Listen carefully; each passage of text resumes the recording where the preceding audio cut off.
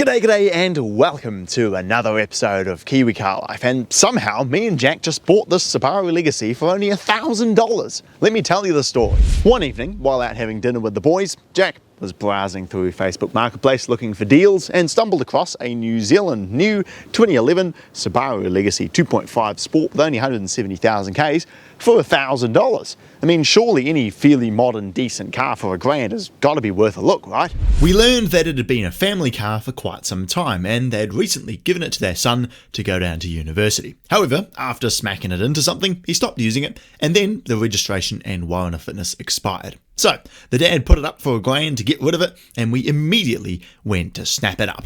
Well, it starts and drives. Now, time to see if we can get it home. How is it? The engine's healthy. It's a bad engine, but it's healthy. Brakes are loud. Yeah, they look really crispy, eh? Oh yeah.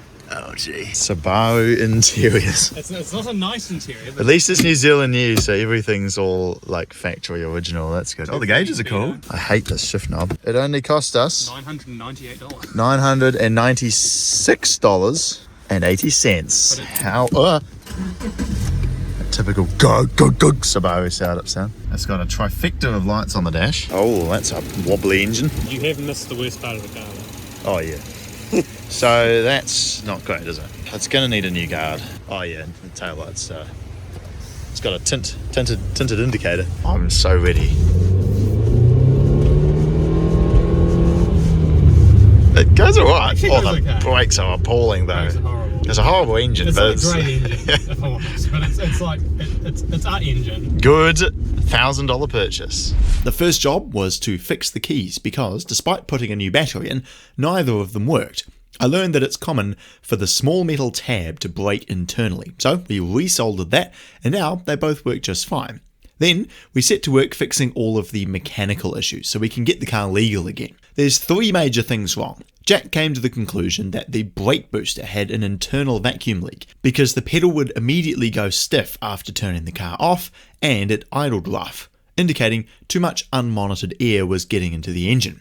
So he went to pick it up and got another brake booster and installed it, which sorted the rough idle and got rid of the regularly reappearing trifecta of lights on the dashboard. The second issue was the brakes themselves. The rotors were so corroded, and when Jack pulled the pads out, apparently the pad itself came off the backing plate, so they were completely scorched. We skimmed the rotors and got all new brake pads front and rear, and now it stops really well. And the final issue stopping us from getting a waff were mainly cosmetics. Naturally, with it sitting outside for ages, there was a bit of corrosion underneath, so we fully rust converted and undersealed the car, along with a few repairs to the windscreen frame. Jack also fully refurbished the incredibly faded headlights, and there was a hole in one of the taillights, so while in Auckland we got another one along with a new guard to replace the battered one. Fortunately, it wasn't too hard to swap out. I undid all of the bolts holding it on, and after a lot of faffing around had the old guard off, and then reinstalled everything in reverse order. And now it looks heaps better and has a new warrant of fitness and registration. So the final job is to get it all cleaned up and ready for sale. Let's crack into it. I began by using a water blaster to properly clean down the rather filthy exterior, and then brought it back home to finish the wash. After thoroughly cleaning all the gaps and crevices and getting all the dirt and road spray and pollen off the exterior, it was starting to look pretty good. However, there was more work to be done. I fully clay barred the whole exterior and then polished some particularly bad areas like the front and rear bumper and the faded bonnet.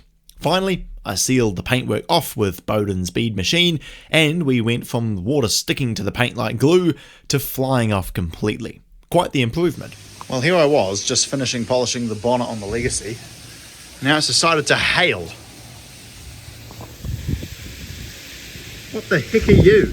Despite the sudden hailstorm, I managed to straighten out and reattach the number plates with new Subaru plate frames, and I got a new registration label holder. Then it was time to take to the interior, and what a frustrating job this was to clean. Everything was full of sand and had to be vigorously brushed out of the dense fibres. I want to have a strong word with whoever designed the carpet in this car. They built a four-wheel drive adventure family wagon and then fitted it with carpet that has maximum absorbency for sand and grass. It's absolutely pointless. But after an entire day's work, I had the carpet cleaned enough, all of the plastics and windows wiped down, and it was completely finished and ready for a new home. To think this car was full of rust, had engine lights all over the dash, and was absolutely covered in scratches, massive dents, broken lights, and was filthy inside and out, and now it's mechanically perfect and pretty tidy for a 13-year-old car, really does just show that a bit of elbow grease and a few $100 in parts can make any car great again. The $1,000 Legacy. And given this is a family wagon with all-wheel drive and a 2.5 litre engine, no doubt the first question you're all asking, is it fast?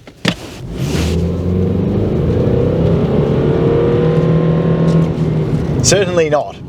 This single cam 2.5 litre cam belt boxer 4 has the power of 4 harnessed children and is going through a rubber band to all 4 wheels, and it weighs nearly 1,700 kilos. This is a large vehicle, but if you're not out for performance, which of course no one looking to buy a car like this is, then it's actually genuinely a nice car. The ride is really good. It is very, very comfortable. It's actually got really nice steering. When you turn it into some of these corners here, the steering feel is quite good, but it's also quite quick. You see the car actually changes direction quite well, to be honest.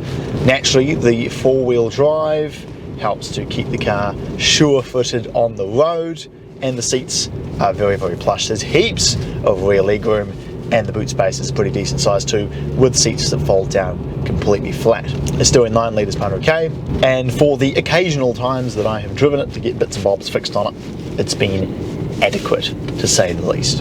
It's certainly not going to set your socks on fire with its unfathomable performance or unbelievable level of features internally, but it's got cruise control, it's got a decent sounding stereo system, it's got dual zone climate control, and it has paddle shifters that do pretty much nothing because of course it's paired with a CVT. So as we join some diabolical peak hour Johnsonville traffic with the sun going down and rain hitting the windscreen, that brings to a close our $1,000 Legacy video. Certainly a great find, not something that I would normally buy. If it came with a manual or with a 3-litre flat 6, then me personally I would be a lot more interested in it. In fact, I used to own one and it was a fantastic car, but for an A to B method of transport, this will be a perfectly fine car for someone. When it does sell, it probably won't go to a car enthusiast like what most of my cars have been sold to, but it'll likely head off to a happy family who will use it to road trip up to the ski field on the weekends, which is really what this car is best at. So, thanks very much for watching, and I will look forward to seeing you again next time.